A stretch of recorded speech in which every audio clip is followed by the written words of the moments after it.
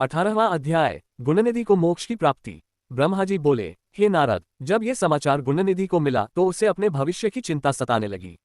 वह कई दिनों तक भूखा प्यासा भटकता रहा। एक दिन भूख और प्यास से व्याकुल होकर वह एक शिव मंदिर के समीप जा बैठा।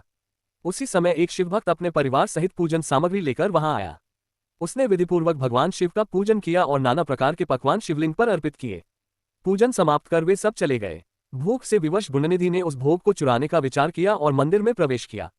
अंधकार होने के कारण उसने अपने वस्त्र को फाड़कर जलाया। अनजाने में ही यह शिवलिंग के समक्ष दीपदान बन गया। जैसे ही वह भोग लेकर भागा, उसके पैरों की आहट से लोग जाग गए। नगरवासियों ने उसे पकड़ लिया और मारपीट की। दुर्बल और भूखे शरीर ने ये यातना सहन न की और उसके प्राण निकल गए। उसके पापकर्मों के कारण यमदूत उससे बांधकर ले जाने लगे।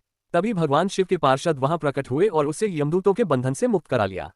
यमदूतों ने कहा, यह महापापी है, धर्म कर्म से हीन है और शिव के भोग की चोरी भी कर चुका है। ये यमलोक का अधिकारी है। शिवगणों ने उत्तर दिया, निश्चय ही इसने अनेक पाप किए हैं, किंतु इसके थोड़े से पुण्य भी उसके पापों का नाश करने वाले हैं। इसने रात्रि में वस्त्र जलाकर शिवलिंग के समक्ष दीपदान किया है। इसने शिवगुणों का श्रवण किया, भूखा रहकर व्रत किया और अनेक बार शिवदर्शन भी किया है।